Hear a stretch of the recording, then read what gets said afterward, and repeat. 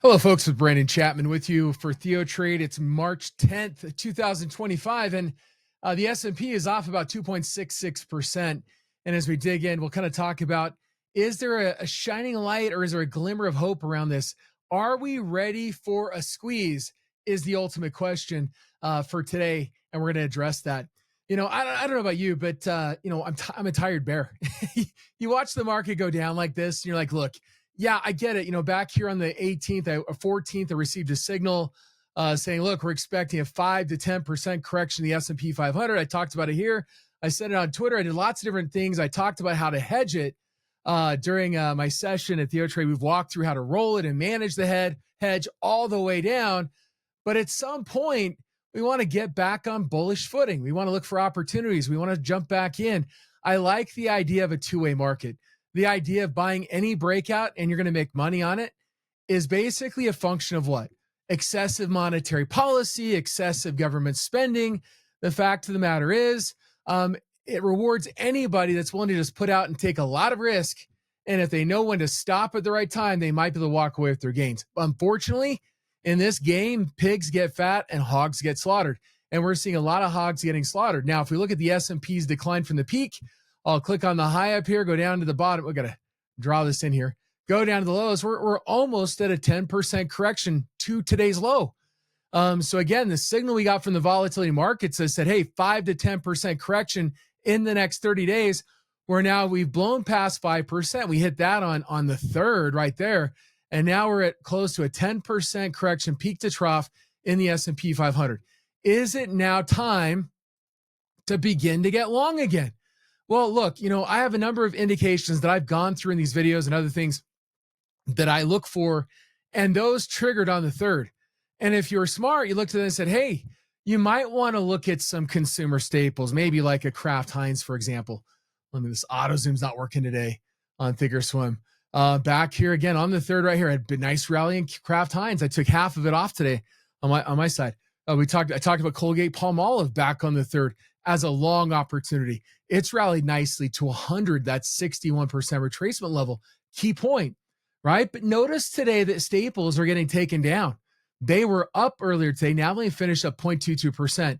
Energy faded off its high as well, finishing up 0.75%. Utilities ultimately is the only sector that really finished at the highs of the session while advancing today. The idea is that we're just knocking people off until eventually we reach this point of capitulation. If you're looking for a move higher, it's exactly what you're trying to do. Now, you might take some early bets. If you're a TheoTrade subscriber, Don put it in the chat today, looking for an upside butterfly spread around the expected move of 5,900. That's a big move, right? Well, guess what? When you get a 10% decline, the moves can be furious to the upside. And that's a real cheap shot for 55 cents on a $20 wide spread. Boy, if we can get a big rally, that's going to pay off hugely, bigly, right? But ultimately what I'm calling for here is I want to see a degree of exceptionalism in the market that rewards real analysis versus just rewarding anybody that's willing to dip their toes and take a ton of risk on FOMO-oriented, meme-oriented stocks. That's not the market that I enjoy, right? I want to see alpha generated by virtue of hard work, and analysis. I want to see, putting our elbow grease into it, right? That's what I want to see. But again, what I do want to see in the near term, I want to get to a point where we can constructively get a rally, a short squeeze in the market. And guess what? It's likely not going to be staples that leads in the next bounce. It's more than likely going to be something that worked out well before. Yes, we're going to reward those that go back to Mag 7, right? Like your Amazons today. Yeah, we're down 2.3%. We finished kind of an outside day. We finished lower high, lower low, but we finished within the range, tight open and close on Amazon.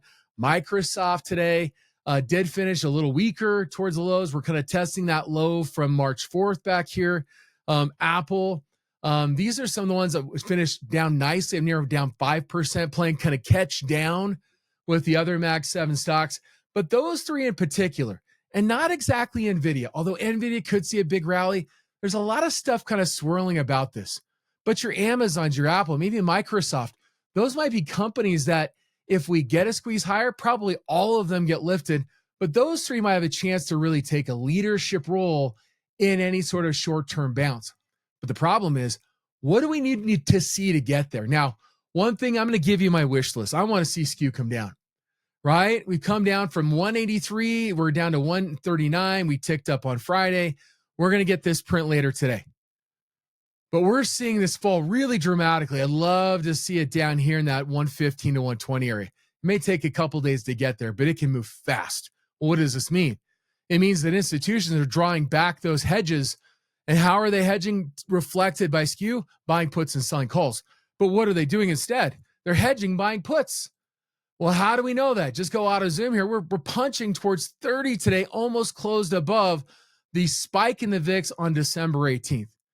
Which, by the way, we had an indication of that, a 5 to 10% correction back on the 29th of November. We had another indication on Christmas Eve of a 5 to 10% correction. And we had another indication on February 14th. No love this year in the market, right, for market advances. But we had another indication of a 5 to 10% correction on February 14th. All of those signals hit this year, right, where we saw a significant rise in volatility, in this case above 20, in this case to 30, in this case over 28. Now we're looking, okay, can we begin to pull back? So if skew is being drawn down, well, they're buying puts to hedge, right? We might see that the skew starts to fall as the put option buying levels out the skew. And that's what we're watching for here, right? We're watching for that capitulative type event.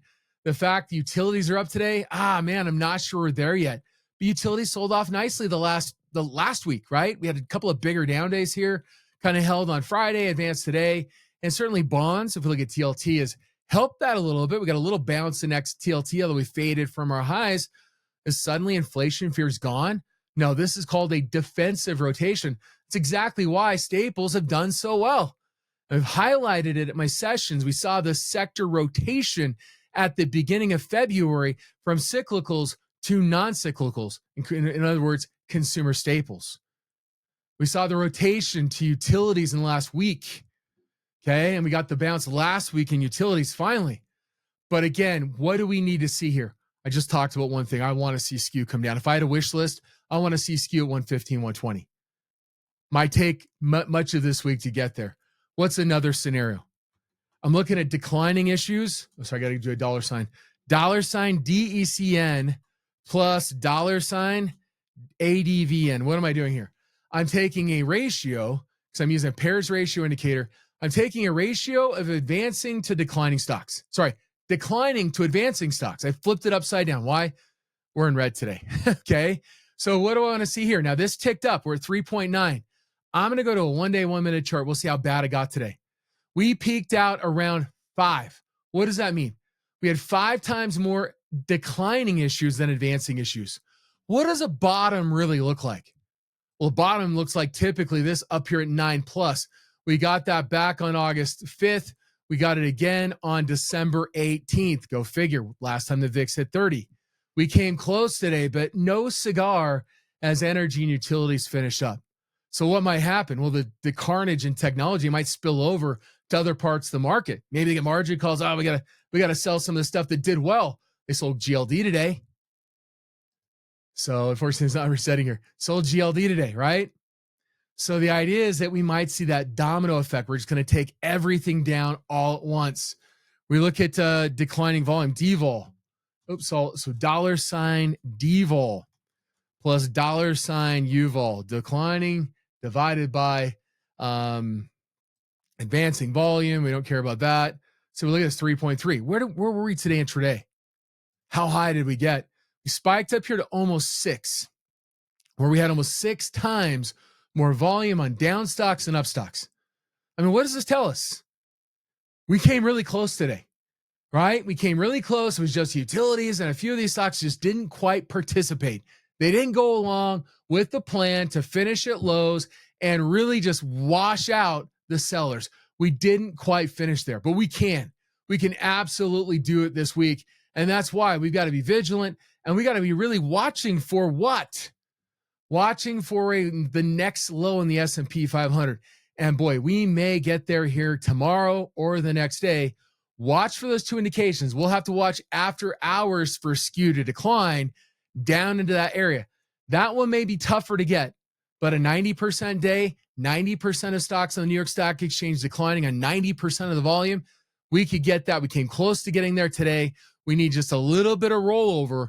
And if we could see that right off the bat in the morning, you may want to then look at what? Look to the MAC 7. Again, your Amazons, right? Your Amazons, your Apples, your Microsofts. Threw an NVIDIA in there. Could you take a Tesla? Don took a bullish trade on Tesla today because, man, they got hammered 15%.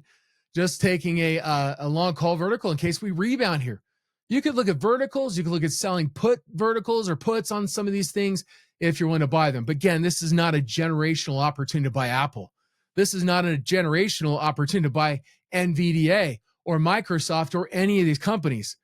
But it can be a decent opportunity to buy in the very near term. So again, look for those washout opportunities. You can use option strategies to play the upside with limited risk or defined risk.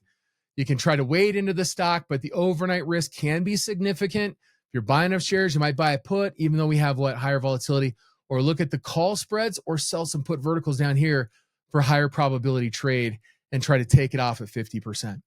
Well, folks, that's the video today. That kind of lines you up from what I'm looking at for this week for a bullish opportunity, because I'd love to see a little squeeze higher. And then we play the next move, whether up or down. We'll see where we get. We'll see what the volatility markets tell us at that point. And we have a great one. We'll see you back next week. Thank you.